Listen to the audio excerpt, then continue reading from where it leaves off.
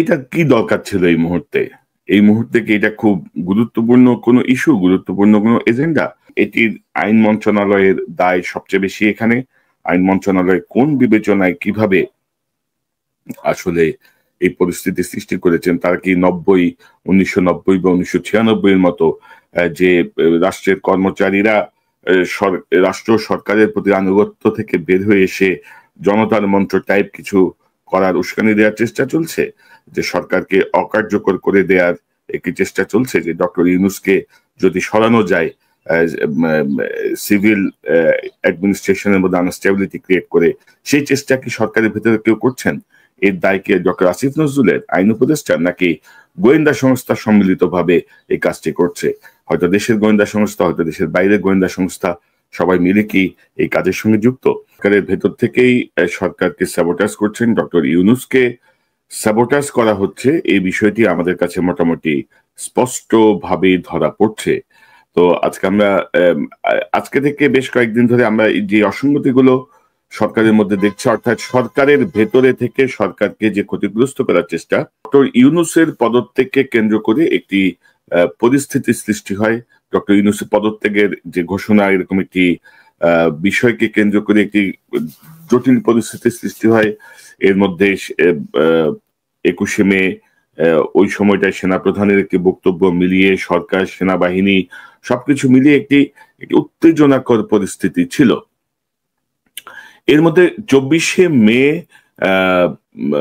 একনেকের বৈঠকের পরে আমাদের ওয়াহিদুদ্দিন মাহমুদ, উপদেষ্টা ওয়াহিদুদ্দিন মাহমুদ, তার বক্তব্য থেকে জানা যায় যে ডক্টর ইউনূস পদত্যাগ করছেন না। তো এই বিষয়টি জানার পরে মোটামুটি একটি স্বস্তি নেমে আসে। কিন্তু 25শে মে হঠাৎ করে একটি নতুন অধ্যাদেশ জারি করা হয়, এবং এখানে আসলে হাসিনা 18 সালের যে আইনটি করেছেন, তিনি 2018 সালের যে আইন, সেটি আসলে 1985 সালের শৃঙ্খলা ও আপিল বিধিমালাকে পরিবর্তন করে অনেকটা সরকারি কর্মচারীদের মন জয় করার জন্য কিছু সহজ বিধান রেখে কড়াকড়ি কমিয়ে একটি 18 সালের যে চাকরি আইনটা প্রবর্তন করা হয়েছিল। তো এখন কথা হচ্ছে যে সচিবালয়ে যারা চাকরি করেন তারা কেউই আইনের ঊর্ধ্বে নন। সেই আইনের ঊর্ধ্বে যদি না থাকেন, তাদের ব্যাপারে যে পদক্ষেপগুলো নেওয়া দরকার, যেমন ধরেন যে গত 10 মাস ধরেই, 8-9 মাস ধরেই বৈষম্য বিরোধী কর্মচারী ঐক্য ফোরাম নামে একটি অবসরপ্রাপ্ত কর্মকর্তাদের ফোরাম, তারা 26 জন সচিবকে, যারা আওয়ামী লীগের দ্বারা সুবিধাভোগী, তাদেরকে সরানোর জন্য তারা দাবি জানিয়েছেন। তারা চুক্তিভিত্তিক যে নিয়োগগুলো আছে, যেমন এই জনপ্রশাসন সচিব মোখলেস সহ যে চুক্তিভিত্তিক নিয়োগগুলো আছে, সেগুলো বাতিল করার দাবি করছেন। তারা স্বাভাবিক পদোন্নতির যেই পদ্ধতি, সেটিকে আর একটু রিফাইন করা, সেটিকে আর একটু কি বলবো, যুক্তিযুক্ত করা বা নিয়মের মধ্যে নিয়ে আসার চেষ্টা করছেন। কারণ এই সরকার ডক্টর সালেউদ্দিন কে প্রধান করে একটি কমিটি করেছে এইসব পদোন্নতির বিষয়গুলো দেখার জন্য, সেগুলো নিয়ে তারা আন্দোলন করছেন। সেই জায়গাটা কিন্তু তাদের কোনো সারা শব্দ নাই।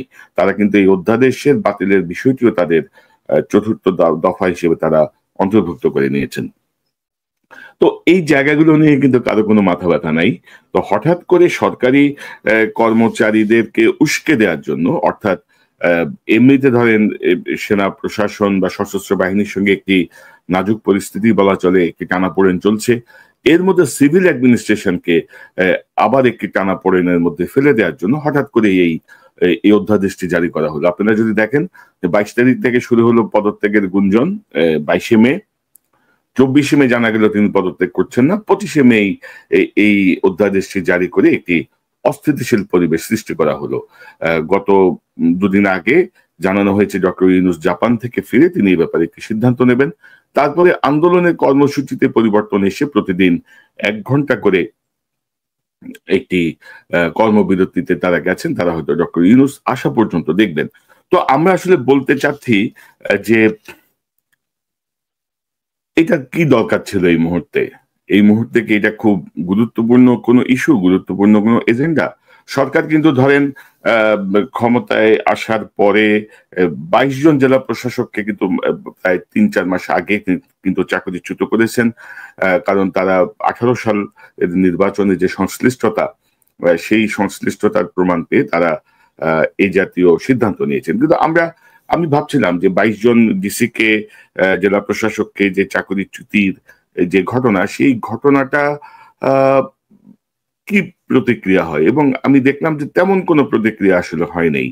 যেটি নিয়ে বিক্ষোভ বা সমাবেশ হওয়ার কথা ছিল বা প্রতিবাদের হওয়ার কথা ছিল, সেটি কিন্তু হয়নি। তো হঠাৎ করে মনে হচ্ছে যেন সরকার চাচ্ছে যে কাউকে প্রশাসনের মধ্যে একটা আনস্টেবিলিটি ক্রিয়েট হোক, প্রশাসন থেকে ডক্টর ইউনূসের প্রতি একটি অনাস্থা আসুক, একটি অস্থিতিশীল পরিবেশ তৈরি হোক। এবং ধরেন যে ওই সময় যে চাকরিচ্যুত করা হয়েছে, তখন কিন্তু ধরেন যে গ্রাউন্ডটা আর কি, ধরেন আসলে জেলা প্রশাসক তো সরকারের আদেশ পালন করতে বাধ্য।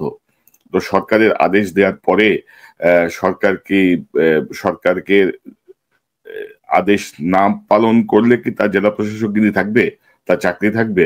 তো অর্থাৎ ধরেন একটা জটিল একটা অবস্থার মধ্যে আসলে ফেলে দেওয়া হয়েছে।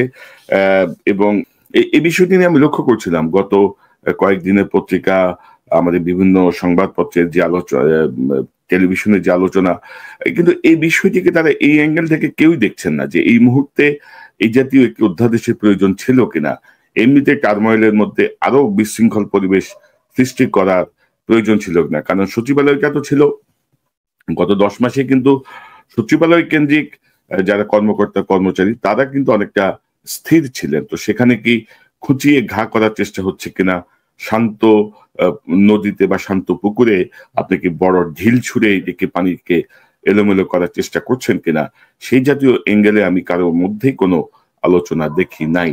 তো যার জন্য ভাবলাম যে বিষয়টা সামনে নিয়ে আসি। আর আমাদের সরকারি কর্মকর্তা কর্মচারীদের ক্ষেত্রে দুটি শব্দই তাদের পুরো চাকরি জীবনকে নিয়ন্ত্রণ করতে পারে, কোনো আইন লাগে না। একটি শব্দ হচ্ছে অসদাচরণ। এই অসদাচরণের মধ্যে আপনার বসের কথা ডিজার্ভে করা পড়ে, এই অসদাচরণের মধ্যে আপনার সহকর্মীদেরকে নিয়ে কোনো ষড়যন্ত্র পড়ে, এই অসদাচরণের মধ্যে কোনো নারী সহকর্মীর প্রতি অন্য যে কোনো ধরনের আচরণকে কাভার করা যায়, অনুপস্থিতিকে আচরণ কাভার করা যায়, ফেসবুকে কোনো কমেন্টসকে কাভার করা, অর্থাৎ অসদাচরণের যে বিশাল ব্যাপ্তি, সেই ব্যাপ্তি দিয়ে কিন্তু সকল আইন কাভার হয়। এবং নর্মালি আপনি যদি দেখেন যে সরকারি কর্মকর্তা কর্মচারীদের যখন বরখাস্ত করা হয় বা শাস্তিমূলক কোনো ব্যবস্থা নেওয়া হয়, সেখানে এই শব্দটি অবশ্যম্ভাবী থাকে। আর আরেকটি শব্দ হচ্ছে জনস্বার্থে। যে কোনো সরকারি কর্মকর্তা কর্মচারী, পুলিশ বলেন, প্রশাসনের লোক বলেন, তাদেরকে যখনই বদলি করা হয়, ওএসডি করা হয় বা বরখাস্ত করা হয়, সেখানে এই শব্দটি থাকে যে জনস্বার্থে তাকে বদলি করা হলো, জনস্বার্থে তাকে বরখাস্ত করা হলো। অর্থাৎ একটি জটিল পরিস্থিতি সৃষ্টি করার চেষ্টা চলছে। আমার মনে হয় যে ডক্টর ইউনূস এই ব্যাপারে একটু সতর্ক হবেন, বা ডক্টর ইউনূসকে যারা পরামর্শ দেন তারা যার সঙ্গে ঘনিষ্ঠ, অর্থাৎ এই লোকগুলো সম্পর্কে কিন্তু আমরা বলছি না, এই ডক্টর আসিফ নজরুল সহ বেশ কিছু পার্সনকে আমরা চিহ্নিত করে বলছি যে এরা কিভাবে ক্ষতি করছে, এরা কিভাবে আওয়ামী লীগের স্বার্থ পুনরুদ্ধারের চেষ্টা করছে, এরা কিভাবে রিফাইন্ড আওয়ামী লীগ বা বা প্রতিবেশী রাষ্ট্রের স্বার্থের দিকে এদের মনোযোগ সবচেয়ে বেশি বাংলাদেশের স্বার্থের চেয়ে। তো সেই জায়গাটায় আমরা মনে করি যে এই জায়গাটা ডক্টর ইউনূসের দেখা উচিত এবং এটি রিশাফল করা উচিত। কেউই আসলে কোনো কিছুর জন্য একেবারে কম্পালসারি না। এই যে ধরেন মোখলেস, যে জনপ্রশাসন সচিব মোখলেসুর রহমান, তার ঘুষের ব্যাপারটা, অর্থাৎ আরেক সচিবের সঙ্গে তার ঘুষ সংক্রান্ত হোয়াটসঅ্যাপের যে চ্যাট, এটি যখন বের হলো, তারপরে কোনো ব্যবস্থা হয়নি। এটি তদন্ত করলেন কে? তদন্ত করার জন্য 2-3 উপদেষ্টাকে দায়িত্ব দেওয়া হলো, তারা নাকি এটা তদন্ত করে দেখবেন। আনফরচুনেটলি যেসব উপদেষ্টাকে এটি তদন্ত করার দায়িত্ব দেওয়া হয়েছে, আপনি যদি তাদের মোবাইল থেকে হোয়াটসঅ্যাপ আনইনস্টল করে তাদেরকে যদি বলেন যে আবার ইনস্টল করে রিস্টোর করো, সেটাই তারা করতে পারবে না। কিন্তু তারা হোয়াটসঅ্যাপের ঘুষ কেলেঙ্কারি তদন্ত করে তাদেরকে সার্টিফিকেট দিয়েছেন যে না, কোনো দুর্নীতি হয়নি। তো আমার মনে হয় যে বিষয়গুলো দেখা উচিত, অর্থাৎ সরকারের ভেতরে সরকার ডিপ স্টেট এর সঙ্গে পরামর্শ করে ডিপ স্টেটের উদ্দেশ্য সাধনের জন্য কেউ কিছু করছে কিনা। কারণ গত কিছুদিনের বা গত 10 মাসের বিভিন্ন মুভে আমরা দেখেছি কিভাবে আওয়ামী লীগ এই সরকারকে আনস্টেবল করার জন্য কিভাবে কাজ করছে, পাশাপাশি প্রতিবেশী রাষ্ট্র বা ভারতের গোয়েন্দা সংস্থা বা ভারতের যারা নিরাপত্তা সংক্রান্ত কাজের সঙ্গে যুক্ত, তারা কিভাবে চাচ্ছেন যে ডক্টর ইউনূসকে সরাতে। কারণ ডক্টর ইউনূস যদি থাকেন তাহলে ভারতের পাকা ধানে মই দেয়া কিন্তু হয়ে যাচ্ছে। ভারত ইতিমধ্যে অনেকভাবেই মানে কি বলবো, তাদের বাংলাদেশ থেকে তাদের যে লাভবান হওয়ার যেই স্বপ্ন ছিল সেটি ক্রমশই তাদের নষ্ট হয়ে যাচ্ছে। তারা ক্রমশই এর থেকে দূরে সরে যাচ্ছেন। অর্থাৎ বাংলাদেশ থেকে তাদের যে প্রদেশ বানানো, যে বাংলাদেশ তো তাদের, বাংলাদেশ একটা সময় রাজ্য ছিল, রাজ্য থেকে এখন দেশ হচ্ছে, সেটি তাদের সহ্য হচ্ছে না। এটি কোথায় যেন পড়লাম যে রাজ্য থেকে বাংলাদেশ এখন দেশের পথে যাচ্ছে, এটি তাদের সহ্য হচ্ছে না।